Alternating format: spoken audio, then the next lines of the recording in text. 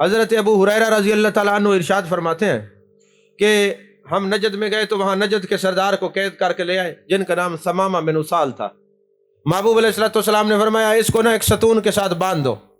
اب وہ ستون کے ساتھ بندھا ہوا ہے، جان کائنات صلی اللہ علیہ وسلم تشریف لاتے ہیں، فرماتے ثمامہ آنکھیں کھول کے مجھے دیکھو۔ مارتے نہیں ہیں، یہ نہیں کہا، یہ کہہ دیا اس کو مارنا شروع کر، فرمایا مجھے دیکھو، تیرے کرم کے آگے میری ذات کچھ نہیں ہے، تو ہے کرم کا داتا، مجھ میں ہی سب کمی ہے، ایسا نوازا تو نے مجھ جیسے بے نوا کو، تیری ایک نظر کے صدقے میری بات بن گئی ہے۔ میرے آقا نے فرمایا جب نظر بد لگتی ہے تو انسان کو قبر میں اور اونٹ کو ہڈیا میں پہنچا دیتی ہے، تو یارو بدوں کی نظر مان لیتے ہیں، اچھوں کی نظر نہیں مانتے۔ حضرت ابن العربی شیخ اکبر سے کسی نے پوچھا کسی کو بد نظری ہو جائے کیا کرے؟ فرمایا اچھوں کی نظر کے سامنے جایا کرے۔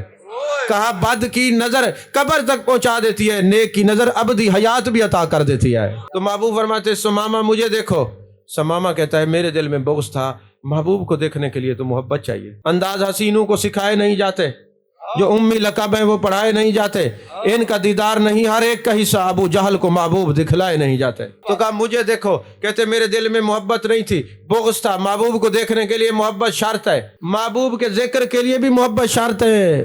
من احب شیئا اکثر ذکرہ، کیونکہ ذکر رسول کے لیے بھی محبت شرط، دیدار مصطفیٰ صلی اللہ علیہ وسلم کے لیے بھی محبت شرط، اور نبی پہ قربان ہونے کے لیے بھی محبت شرط۔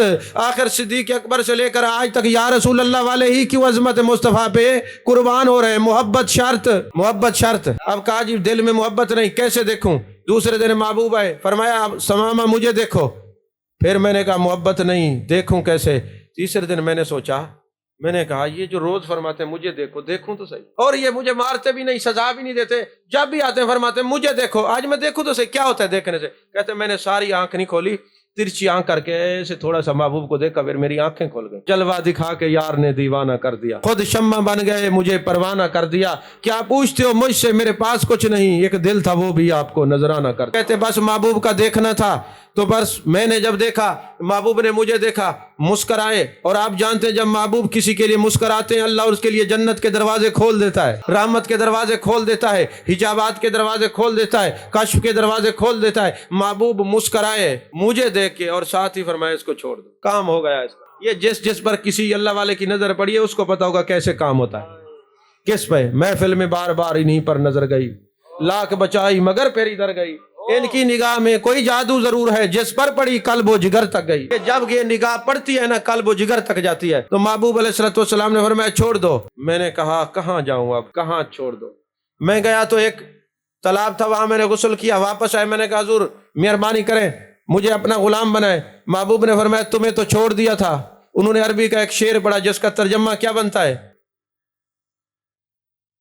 کیا بنتا ہے؟ فرماتے ہیں کہ اپنا بنا کے چھوڑ دیا، کیا کہے گی خلق، اپنا بنا کے چھوڑ دیا، کیا کہے گی خلق، اپنا بنا کے چھوڑ دیا۔ اب یہ انہوں نے کہا کیا کہے گی خلق، اپنا بنا کے چھوڑ دیا۔ محبوب نے فرمایا ہم تو نہیں چھوڑتے کسی کو، ہم جس پہ نگاہ ڈالتے ہیں پھر اس کو چھوڑتے نہیں۔ پھر اس نے شعر پڑھا کہ قدموں سے لگا کر، قدموں سے ہٹا کر تماشا نہ بنا، کیا کہے گی خلق، اپنا بنا کے چھوڑ دیا۔ حضور جس پر آپ نظر ڈالتے ہیں جب تک وہ اپنا نہ بنے اس کی زندگی راج نہیں کرتی، اگر دور جائے تو زمانہ اسی پر ہنستا ہے۔ ابھی آپ مجھے اپنا بنا لیں۔ تو محبوب نے کلمہ پڑھایا اور پھر حضرت ثمامہ بن اسال رضی اللہ تعالیٰ عنہ بن گئے۔